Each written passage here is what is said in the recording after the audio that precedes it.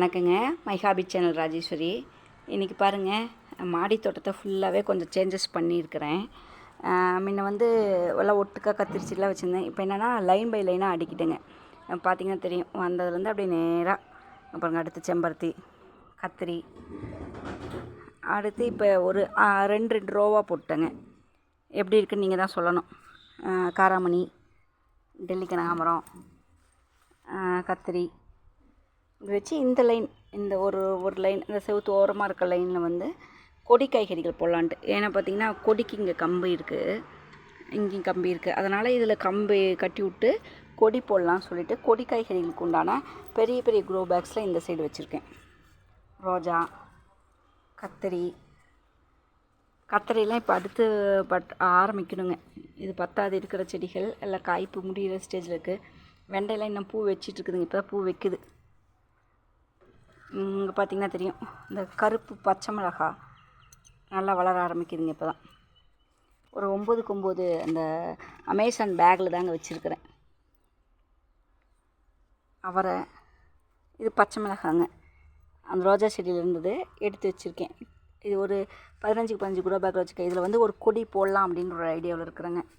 இதில் பிரண்டையும் காராமணியும் இருக்குங்க. பூச்செடிகள், அவரை இதெல்லாம் செடி அவரைங்க. இந்த பக்கம் பார்த்திங்கன்னா குண்டு மல்லி, இதுவும் கருப்பு மிளகாங்க. ரோஜா மொக்கு வச்சுருக்கு. இது சுண்டக்கான்னு நினைக்கிறேன்.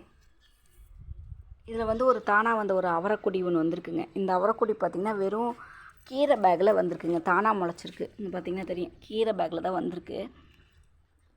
இந்த கீரை பேக்லேருந்து தான் எடுத்து மேலே போட்டிருக்கேன். கொடி நல்லா தளன்னு இருக்குது. ஆனால் இது என்ன அவரை என்னங்கிறது தெரியலிங்க, வந்தால் தான் தெரியும். இதில் வந்து காராமணி, சிவப்பு காராமணியும் பச்சை காராமணியும் இருக்குது. கத்திரி, ரோஜா இப்போ தான் மூக்கு நிறைய வைக்குது. கத்திரி, அப்புறம் இந்த பக்கம் பார்த்திங்க அப்படின்னா ஊசி மல்லி, இது விழுப்புரம் ரகம் ஊசி மல்லி. இந்த பக்கம் தம்மட்டை அவரை, இதெல்லாம் இன்னும் இந்த பக்கம் அரேஞ்ச் பண்ணணுங்க. இன்னும் வேலை இருக்குது. இங்கே ஒரு கத்திரி பாருங்கள், பழுத்தேடுச்சு, பார்க்கல. தம்மட்டை பூ வச்சுருக்கு. எலுமிச்சங்கன்று, இந்த மாதிரி ஃபுல்லாக அரேஞ்ச் பண்ணியிருக்குங்க. இன்னும் ஆடிப்பட்டத்துக்கு இன்னும் நான் தயாராகலை. ஏன்னா எல்லாம் தேவையில்லாத பேகு, அறுவடை முடிஞ்ச பேகெல்லாம் தூக்கி இங்கே வச்சுருக்கேன். அதெல்லாம் இன்னும் வந்து கொஞ்சம் உரம் வாங்கி எல்லாம் க்ளீன் பண்ணி போடணும், இல்லை சரி செய்யணும். அதுக்கு ஆடிப்பட்டத்துக்கு தேவையான வேப்ப புண்ணாக்கு, கடலை புண்ணாக்கு, அப்புறம் அசோஸ்பைரிலம் இதெல்லாமே வாங்கி வச்சுருக்குங்க.